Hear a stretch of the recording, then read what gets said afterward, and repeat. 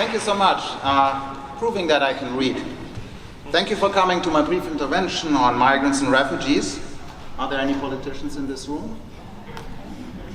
One, okay, because this is a plea to politicians to listen to historians when tackling current migration challenges, and it's exactly the problem. There's only one politician in this room. So my presentation is embedded in a treasure hunt, and that is at the core of what historians do professionally. Speaking of history, historians love artifacts, and I've brought two today. The first is a German specialty called Lakritzschneck. I'm sure most of you know it. The second one is a Polish treat called krówka. Being Polish-German, I miss those a lot, but today I'm willing to share after this one. So what do these two artifacts have to do with migration? Please close your eyes and think briefly about your own relocations and the people and things you miss. This will surely be family, friends, and particular places. Still, it will also be the language of your home region, and surely food. I live in Pittsburgh, Pennsylvania, an industrial city with a rich migration history. Thousands of immigrants settled here in the 19th and 20th centuries. Many came from Poland, did not speak English, and were forced to work the most dangerous and poorly paid jobs. After the First World War, they found support in the newly established Polish consulate. In today's transatlantic treasure hunt, I will follow the migration trajectory of Heliodor Stark and his family. The story begins in 1938 when the Polish government in Warsaw relocated Heliodor, Aniela, and Nina from Europe to Pittsburgh to serve the Polish community.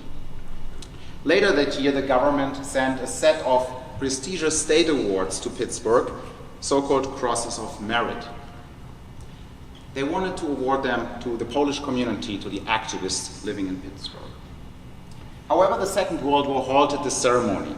And not only the ceremony, the war severed the Polish community's strong ties with Europe, and after the war, the communists took over, and the Stark family was trapped in the United States. Now imagine your country is suddenly under attack or occupation. You become a refugee. Unfortunately, this has happened countless times in history, and we are witnessing it globally today, be it in Ukraine or in Sudan. The result is forced migrants that we usually call refugees. This is what's happened to the Stark family. They rejected the new rulers in communist Poland and stayed in Pittsburgh. Heliodor Stark shuttled the consular documents from the Polish consulate to a convent for safeguarding. He didn't want them to fall into the hands of the communists.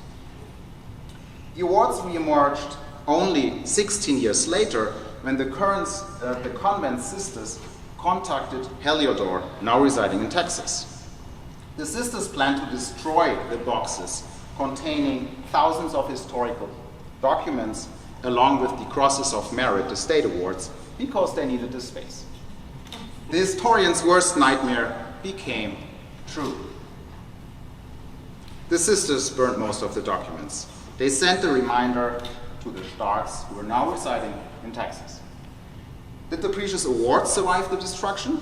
I had no idea until I went to an archive in New York and found a newspaper clip that reported on an award ceremony in Pittsburgh in 1963. That year, the Crosses of Merit found their way from Texas to their rightful recipients in Pittsburgh. Back to migration and refugees. The Crosses of Merit in this story symbolize severed ties caused by forced migration.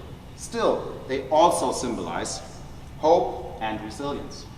Sometimes seemingly sad migration stories have a happy ending. While the Stark parents could never return to Poland, they still made a modest living in the United States, enabled by liberal immigration laws for Cold War refugees. The Starks moved from Pittsburgh to Texas and operated a farm. They surely missed their home country and the family they left behind. Still, they integrated well into the local community. When Heliodor lost his job as a Polish consul and the family became refugees, his wife Aniela stepped in and baked and marketed a cherished Polish treat, pierniki, Polish gingerbread. Food thus kept them afloat, mentally and financially. I dedicate this presentation to all refugees in the past and present.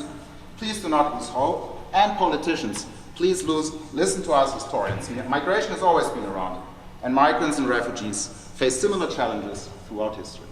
Thank you.